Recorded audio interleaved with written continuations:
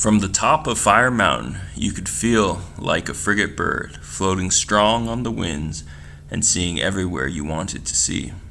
You could see the island's shores and beaches, and the grasslands and the cliffs and the rocks and the forest. You could see far, far over the sea, every way that it rolled to the ends of the earth. Early next morning, Nim whistled for Fred and hugged Selkie goodbye. "I'll be careful," she promised.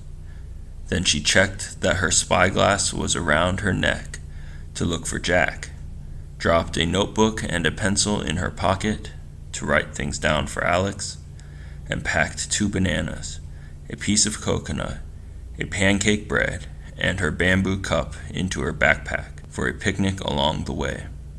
And she set off to climb Fire Mountain. She stopped at a pool to fill her cup and shoved its bamboo lid back on tight, then climbed on up, past the top of the waterfall, following the creeks, through the tangling vines and fly-munching flowers. The air steamed and sweat dribbled. "Get down and walk, Fred," said Nim. But Fred liked being carried, and he sprayed a cool saltwater sneeze across her neck. "Okay," she said, "but we'll stop for a rest." The creek was shallow and warm, but they flopped in, and it trickled over their hot bodies. Nim lay on her back and peeled a banana. Fred stared at the coconut. "Later," said Nim. Fred tried to sulk, but it was too hot to bother. They climbed higher, and the ground was gravelly and black. The plants were gray spikes, and the creek disappeared. Then there were no plants at all, just bubbling steam and the rotten egg smell of the hissing stones, but 100 times stronger. "P.U.," Nim coughed, and Fred sneezed a pathetic spray. Long, long ago, the top of Fire Mountain had been a round green peak. Then one rumbling, earth-shaking day, it had poured out its heart of boiling, rolling, melting lava, and the round green peak had been blown away. Now the top of the mountain was a sharp gray point, with a great smoky crater yawning below. Nim wanted to look down into the crater, but the cloud of steam was too thick to see through and too choking to breathe, and the longer she stood on the rocks, the hotter they got. So she had to hop on one foot and then on the other, and then she had to run out of the smoke and away from the heat to the very top of the mountain. She sat down, and Fred climbed off her shoulders, and they both took a deep breath. "Picnic?" asked Nim, and they shared the coconut and the water. Then Nim ate her bread and her other banana and looked all around. No matter which way or how far her spyglass stared, the ocean was empty. There were no white sails or anything else that could be Jack's boat. Nothing but a frigate bird winging steadily out to the western sea. "Maybe he'll bring me another message," thought Nim. But first she was going to be Alex's island eyes. Far below her was the top of Frigate Bird Cliffs, then Turtle Beach's pale gold sand, the grasslands and Shell Beach, and the hut, on to Sea Lion Point and Keyhole Cove, and finally the grim black lava rock that stretched all the way back to the far edge of the Frigate Bird Cliffs. The island was built in layers, Nim thought. Beach and rock, grassland and rainforest, and last of all, the rocky Fire Mountain cone. She picked up her notebook and pencil, but before she could start to write, the ground began to tremble. The earth roared, and the mountain bellowed, and an explosion of red covered the sky, a fountain of lava. Red and bubbling, shot up from the middle of the crater. Red and gold stars, hot and boiling, sprayed over the mountain top.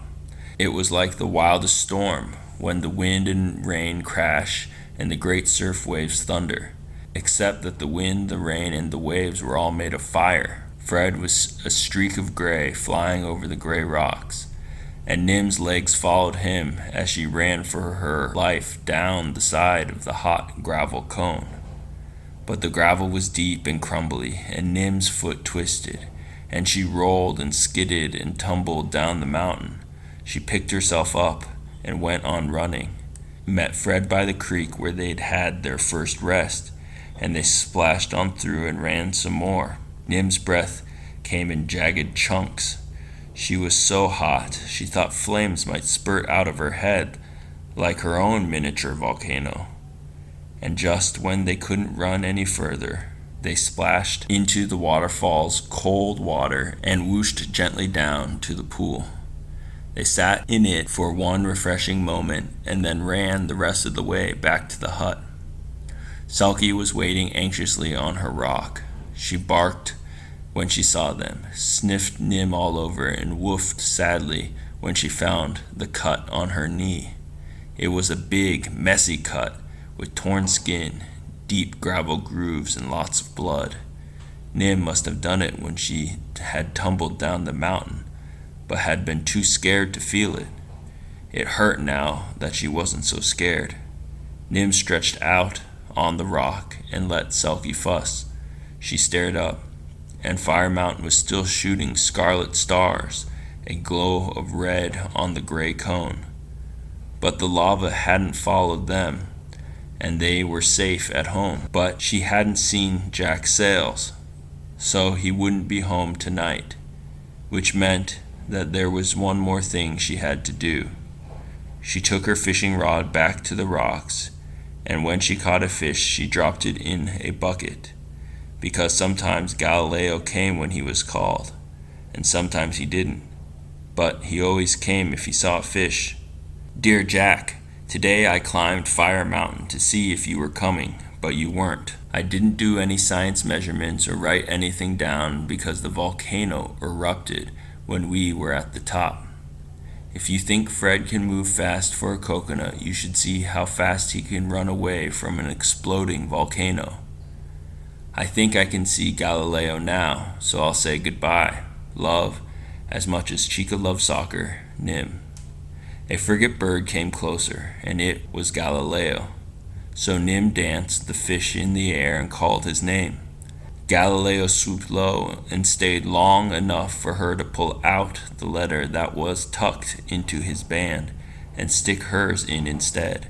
Thank you, Nim called as the big bird soared up to his nest on the cliffs, and she unrolled Jack's letter.